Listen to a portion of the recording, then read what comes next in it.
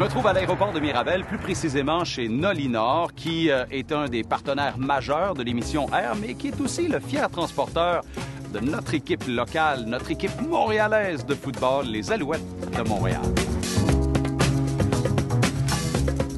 Sur la rampe chez Nolinor, avec un invité, le commandant Yves Bergeron. Allô? Bonjour. Tu m'as dit être un amateur de football. Oui. Tu transportes à l'occasion régulièrement les Alouettes de Montréal. Oui. J'ai invité quelqu'un que tu connais probablement. On va-tu lancer quelques ballons? Ah, c'est le fun, ça.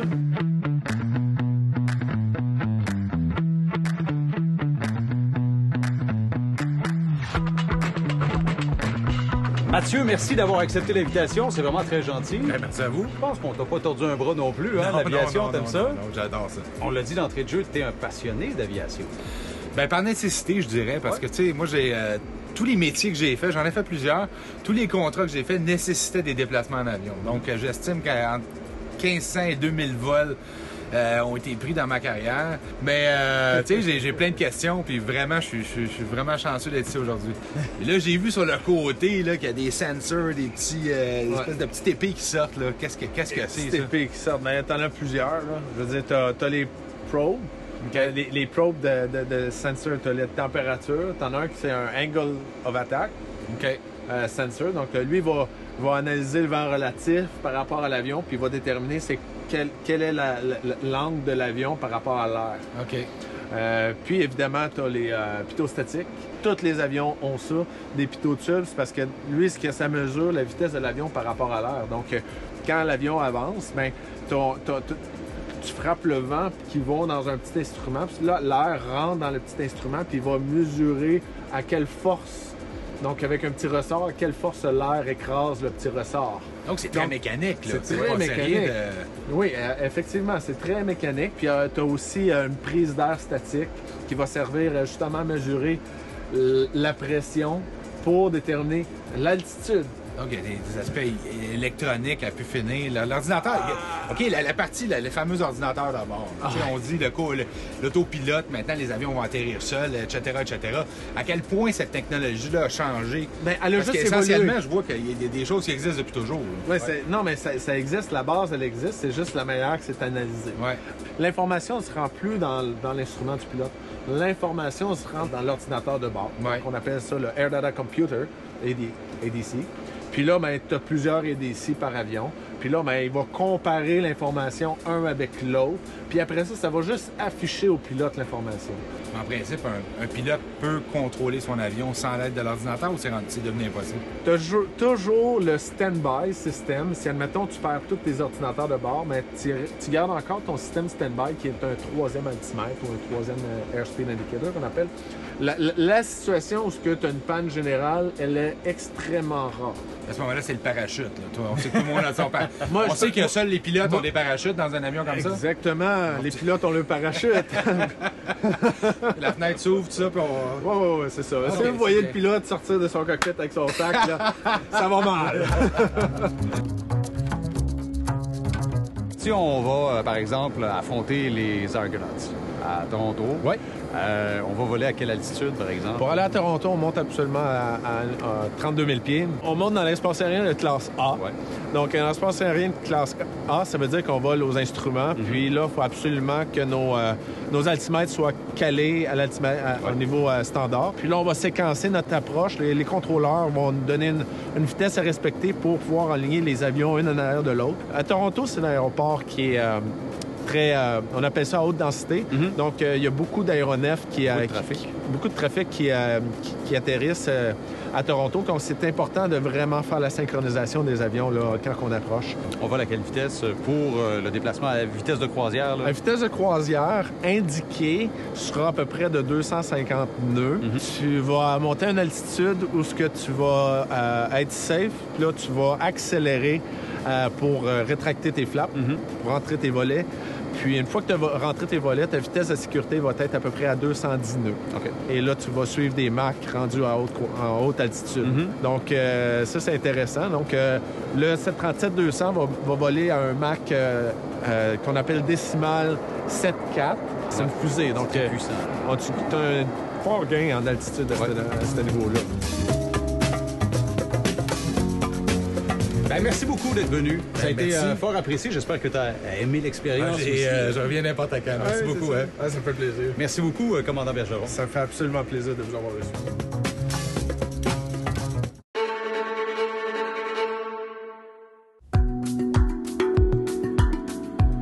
Avec Roger Leblanc, qui est un des jeunes enseignants de la première heure de l'ENA ici à l'aéroport de Saint-Hubert. Roger, on est où, là?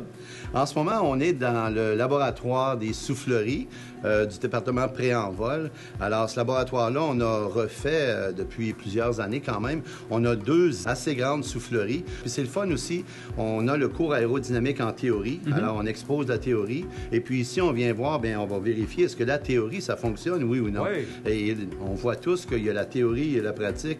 Et c'est souvent un petit 2 choses dans la vie. En soufflerie, vous allez expérimenter puis vous allez visualiser de façon concrète qu'est-ce que c'est une aile dans le vent relatif, là. Parle-nous-en un peu, justement. La portance, c'est pas nécessairement ce qu'on pense. Effectivement, le phénomène de portance est quand même complexe. On a un profil, c'est-à-dire une section d'aile qui se déplace à travers l'air. Alors, la forme du profil, son angle d'attaque, on a observé en laboratoire que ça va créer une différence de pression entre la partie supérieure, que l'on appelle communément l'extrado de l'aile, et la partie inférieure, qui est l'intrado. D'ailleurs, j'ai une soufflerie en arrière qui illustre ce principe-là quand même assez bien. On a découvert récemment que, tu sais qu'en aérodynamique, lorsqu'on calcule la portance, on ne regarde que les ailes de l'aéronef. Mais sur un 747, la partie ventrale et le fuselage au complet, ainsi que le stabilisateur horizontal, sont tous des composantes qui vont... il va y avoir une déflexion d'air vers le bas. Et Newton est clair là-dessus. Hein? Pour toute action, il y a une action égale et opposée. Sur la glace, on se repousse et probablement que tu vas reculer plus vite que moi parce que peut-être je suis plus lourd, mais il y a une action égale et opposée. D'être passionné, est-ce que ça aide à enseigner? Personnellement, je crois que oui. Puis, en tout cas, je me donne le mandat et une de mes missions est d'essayer de transmettre un peu cette passion-là. Parce que lorsqu'on est passionné, les heures ne comptent plus. On veut aller plus loin, on est motivé, on a hâte, on veut découvrir. L'apprentissage, c'est un effet secondaire à la passion, tu vois? Exactement. Merci beaucoup, Roger. Ça me fait plaisir. Merci.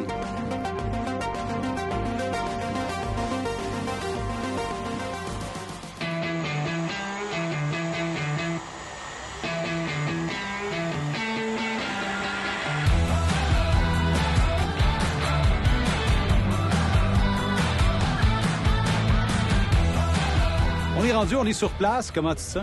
Je suis déçu de t'avoir dit oui, là. Ça semblait être un excellent projet, mais une fois que c'est concret, je suis plus convaincu, mais regarde, je vais te faire confiance. OK, ben je me donne comme mission de te faire changer d'avis entre maintenant puis après le J'ai saut. plus le choix. J'ai plus le choix, de toute façon. Je suis là. Je vais y aller jusqu'au bout.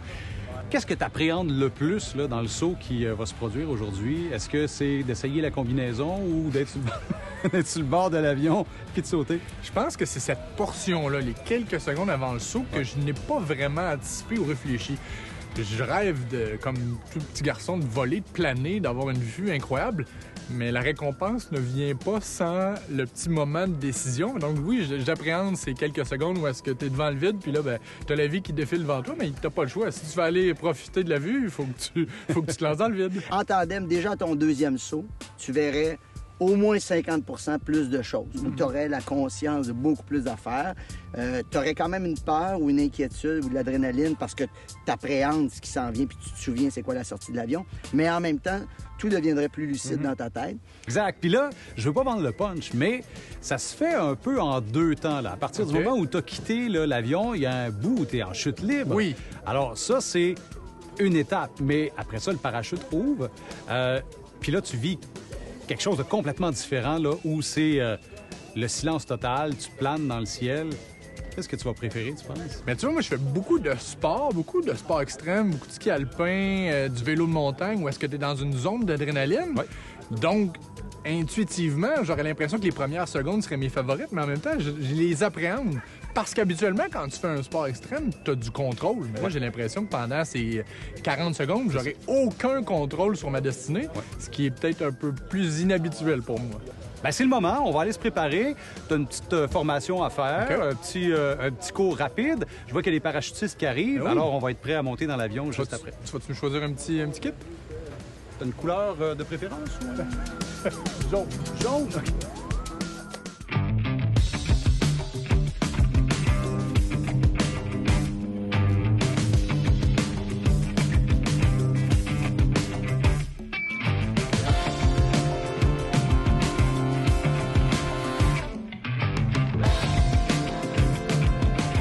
Jocelyn, merci de nous accueillir à Voltige, tout près du Cessna Caravan. C'est l'appareil dans lequel j'aurai le plaisir de voler aujourd'hui. Oui. C'est quoi les particularités pour être un pilote dans une zone ou plutôt dans un centre de parachutisme? Bien, ça prend plusieurs qualités, en fait, qu'on recherche, nous autres. Ça prend quelqu'un qui a un souci de la sécurité, évidemment, notre première priorité. Mais aussi quelqu'un qui va être à l'écoute de l'attente là, de toute l'équipe, parce que c'est une grande équipe ici. Ouais. Le travail de chacun dépend du travail de l'autre. Fait que c'est sûr que le pilote fait partie de cette équipe-là. Il a besoin de travailler avec les instructeurs tandem, les sauteurs réguliers, ceux qui font leur cours de chute libre, les instructeurs de chute libre. Fait que c'est quelqu'un qui va savoir évidemment très bien travailler en équipe. Et puis, surtout que le souci de la sécurité. Il y a des situations là dans cet appareil-là qui peuvent être pas mal plus critiques et uniques comparativement à d'autres avions que tu vas piloter ou qu'on va piloter. Oui, absolument. Écoute, il y a des particularités avec la clientèle qu'on a, donc des parachutistes, puis qui ont des équipements assez spécifiques aussi. Fait qu'il y a un paquet de situations anormales qui peuvent être reliées soit à des malfonctions de l'équipement ou qui sont liées directement à la sortie des sauteurs.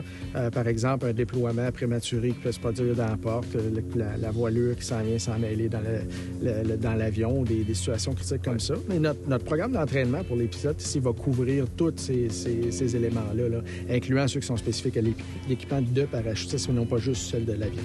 Bon, là, pour un pilote comme moi, là, qui a entre, mettons, 500 puis 1000 heures de vol, là, 500 et des poussières, qu'est-ce que ça me prend là, pour être engagé dans une zone de paradrop comme ça, pour dire, je vais monter mes heures, moi aussi?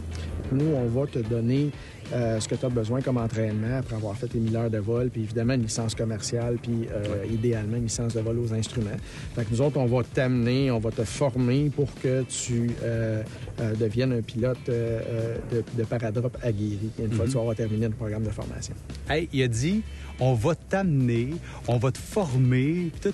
As-tu les clés? Je vais aller faire ce qui me manque d'heures de vol. Je vais faire une affaire avec toi. Je te laisse embarquer. Ouais. Si tu es capable de la partir, je te laisse y aller. Donne-moi une demi-heure ou deux. Nous sommes à Mirabel pour le Festival aéronautique Volaria avec son porte-parole, Paul Hood. Salut. Salut, Patrick. Paul, t'es un fin connaisseur, mais un passionné. Fasciné par l'aviation depuis à peu près toujours. Volaria, c'est un festival qui se veut avant tout familial. On voit des avions, tout ça, mais il y aura évidemment un spectacle aérien avec des acrobaties aériennes. Ça va être spectaculaire, tout ça. Et n'importe qui a assisté une fois dans sa vie à ce qu'on appelait... dans le temps, mes parents ils appelaient ça un pageant aérien. Oui. Je trouvais ça beau comme terme. Ils sont revenus de là en disant c'est absolument incroyable ce qu'on peut faire. Et on a des valeurs sûres qui seront dans les airs. Un F-16 américain, Viper. Nous aurons un CF-18 et les Snowbirds, la fierté du Canada. Donc Volaria, 24-25 septembre. Puis là, pour se rendre à Mirabel, tout le monde connaît le chemin, bien sûr. Mais il y a des trucs importants. On a parlé d'un festival éco-responsable. Les enjeux environnementaux sont de plus en plus importants, puis on va y faire une grande place cette année au Festival aéronautique. Et non seulement ça, nous aurons notre section thématique, l'avenir. Oui. Ça, c'est emballant. C'est qu'on va se projeter dans à quoi va ressembler l'aviation commerciale, un peu militaire aussi, dans une décennie, 2 décennies. L'électrique va faire une entrée éventuellement. spectaculaire dans le domaine de l'aviation commerciale. Donc, ça va être un pas important. Volaria va être résolument tourné vers l'avenir. Absolument. Ça va être magnifique. Moi, j'ai tellement hâte parce que ça fait longtemps qu'on n'a pas eu de spectacle aérien dans date des années 90, je pense. Ici, le dernier c'était spectacle aérien. En 97. Oui, c'est ça, exactement. Et comme le disait mon instructeur quand j'ai appris à voler, il va faire beau. Il va toujours faire beau. Alors, on va passer un super beau week-end. On se le souhaite. Et puis, on a hâte de vous retrouver. Ouais. Dernier week-end. Quelle belle façon de terminer l'été et d'accueillir l'automne. Voilà. Le message est parfait, Paul. C'est un rendez-vous. Valérie, Max, on partage le même producteur, vous puis moi, vous autres, motosport.tv, et vous préparez la nouvelle saison avec un tournage en Italie que vous êtes allé faire. Alors, on a décidé de vous envoyer à bord du Learjet. Vous avez aimé votre expérience de jet set, là? Ben là, écoute, on était VIP dans un superbe appareil. Ben on était tout seul dedans. Tu sais, ouais. full équipe, l'appareil, là. C'était complètement malade, là. On s'est senti comme James Bond dans le luxe. Moi, j'ai eu la chance de m'entretenir avec Jordan, le pilote, un jeune pilote expérimenté, puis tout. En tout cas, on a eu la chance de discuter avec eux quand même. Oui, puis moi, j'ai parlé avec Juliette Prudhomme, qui fait partie de la grande famille Nolinor, là, qui est de père en fils, de père en fille, là, dans l'aviation. Donc, c'était vraiment intéressant, là. Eh bien, en tout cas, bravo. On va surveiller les prochains épisodes qui s'en viennent là, incessamment. Merci à vous à la maison d'avoir été là. On va se quitter avec le reportage. Bien hâte de voir vos reportages sur la moto, mais là, on va vous regarder à bord du Learjet. Passez une belle semaine, tout le monde, et on se retrouve le week-end prochain. Entre-temps, si vous en voulez plus, allez faire un tour sur nos réseaux sociaux pour plus d'images, plus d'informations, plus d'aviation.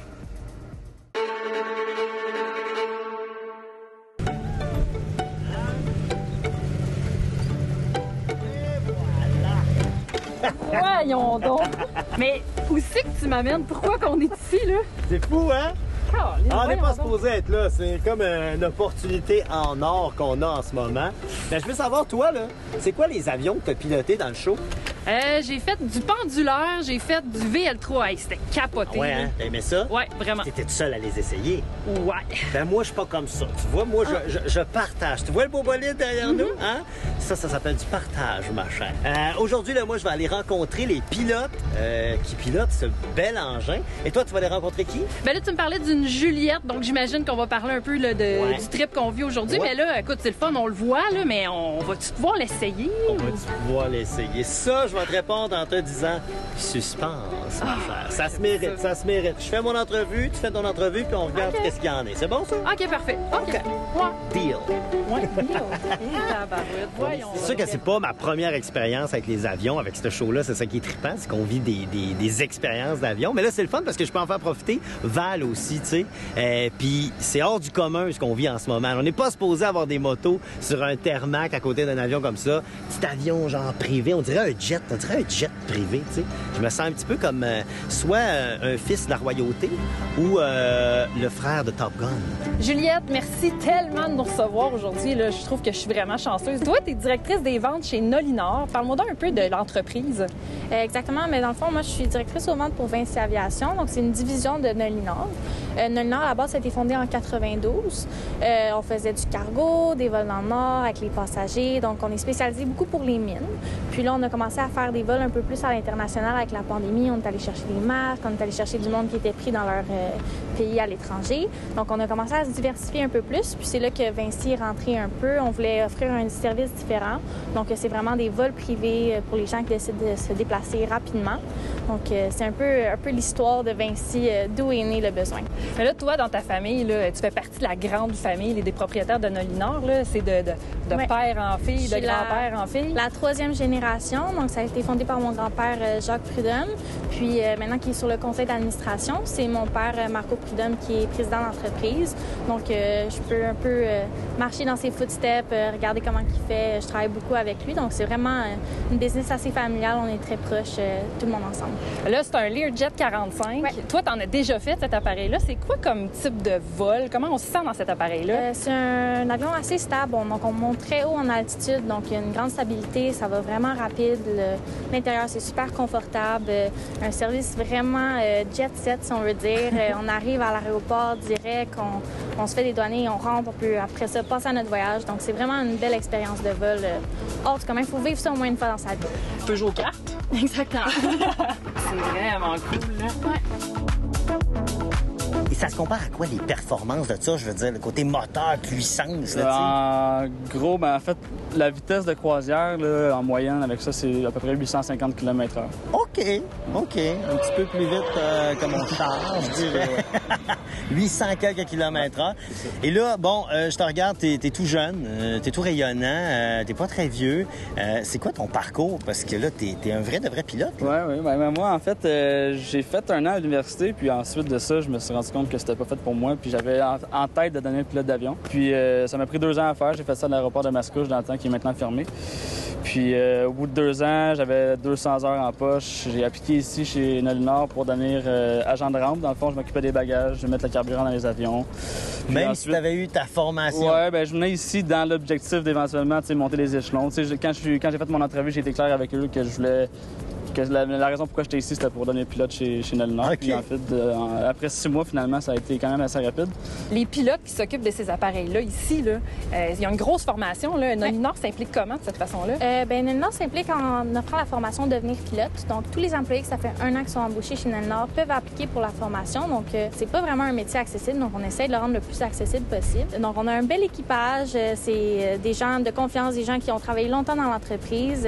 Puis, c'est vraiment le fun aussi de les voir monter à travers l'entreprise comme ça. Jordan, merci infiniment. C'est super intéressant de voir ton parcours et où est-ce que tu es rendu. Je suis très fier que ce soit toi notre pilote. Et justement, est-ce qu'on peut aller l'essayer, ce jet-là? On y va. On y va? Merci, Jordan. Je te suis.